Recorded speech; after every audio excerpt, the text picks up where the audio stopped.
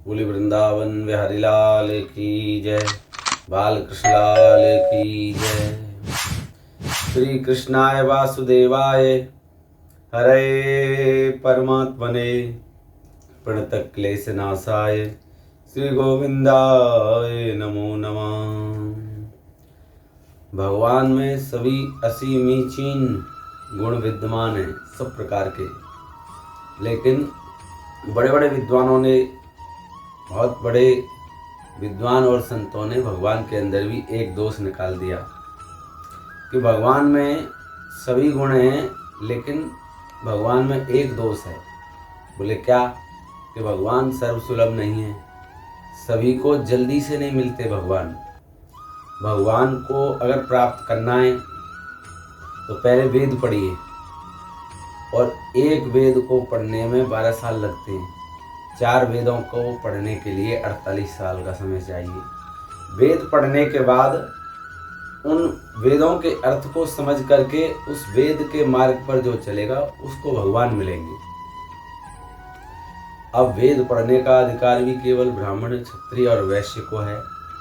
और ब्राह्मण, क्षत्रिय, वैश्य कौन से? जिनका जनेऊ संस्कार हो चुका है, जो गायत्री संध्या उपासना करते हैं, उन लोगों को वेद पढ़ने का अधिकार है। स्त्रियों को वेद पढ़ने का अधिकार नहीं है, और अन्य किसी जाति विशेष को भी ब्राह्मण, क्षत्रिय, वैश्य के अलावा वेद पढ़ने का अधिकार नहीं है। अब भगवान ने सोचा कि मेरे बारे में ऐसा कहा जा रहा है, मेरे बारे में ऐसा सोच रहे हैं लोग, तो भगवान ने तुरंत ही 4 वेदों को आदेश दे दिया कि जाओ तुम 4 वेद, चारों 4 से 1 हो जाओ, और मैं 1 से 4 हो जाता हूँ। तो भगवान राम, लक्ष्मण, भरत, शत्रुघ्न 4 भाइयों के रूप में प्रकट हुए। ये वाल्मीकि रामायण में बताया गया है ये प्रसंग। तो भगवान 1 से 4 हो गए और वेदों को 4 से 1 कर दिया। यानी कि 4 से 1 होने का मतलब है वेद रामायण बन गए, और भगवान राम, लक्ष्मण, भरत, शत्रुघ्न बन गए।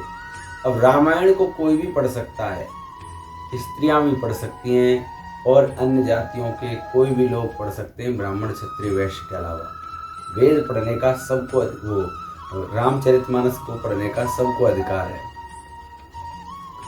भगवान अब सर्व सुलभ हो गए सबके लिए।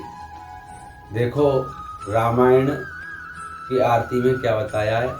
रामायण 4 वेद पुराण अष्टदश, 6 शास्त्र सब ग्रंथन को रस, मुनिजन धन संतन को सर्वस, 4 अंश सम्मत सब ही की, आरती श्री रामायण जी की।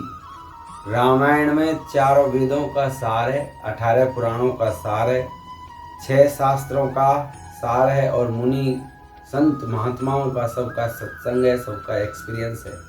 तो रामायण जिसने पढ़ ली उसने 4 वेद पढ़ लिए, 18 पुराण पढ़ लिए, 6 शास्त्र पढ़ लिए, और सभी संत महात्माओं का सत्संग कर लिया। तो भगवान इस कलयुग में रामचरितमानस के रूप में सबके लिए सर्वसुलभ हो गए।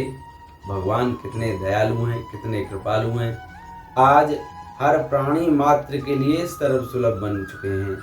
लेकिन आज कलयुग का मनुष्य रामचरितमानस को भी नहीं पढ़ते हैं बहुत से लोग। तो अगर रामचरितमानस सभी पढ़ें तो सबका कल्याण हो, सबके ऊपर भगवान की कृपा हो। ऐसा बताया है कि रामायण सुरतर की छाया, वह दुख दूर निकट जोई आवा। रामायण तो देवताओं के वृक्ष की छाया है, अर्थात देवताओं का वृक्ष क्या है? कल्प वृक्ष। कल्प वृक्ष के नीचे बैठ करके कोई जिस इच्छा को लेकर के जाएगा उसकी वो इच्छा पूरी हो जाएगी। ऐसे ही रामचरितमानस का जो आश्रय लेगा, जिस इच्छा को लेकर के उसकी वो इच्छा अवश्य पूरी हो जाएगी। लेकिन फिर भी भगवान से अगर कुछ मांगना है तो केवल भगवान को ही मांग लो। भगवान से धन मत मांगो, दौलत मत मांगो, पुत्र मत मांगो, वैभव मत मांगो। भगवान से मांगना है तो केवल भगवान को ही मांग लो। भगवान बोले क्या चाहिए? बोलो प्रभु आप चाहिए, आप आ जाओ। देखो जब भगवान आ जाएंगे, जहाँ पर भगवान आ जाएंगे वहाँ कोई कमी रह सकती है किसी चीज़ की?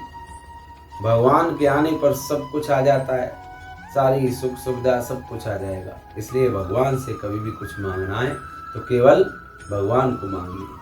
बोलो वृंदावन बिहारी लाल की जय, बोले बाल कृष्ण लाल की जय।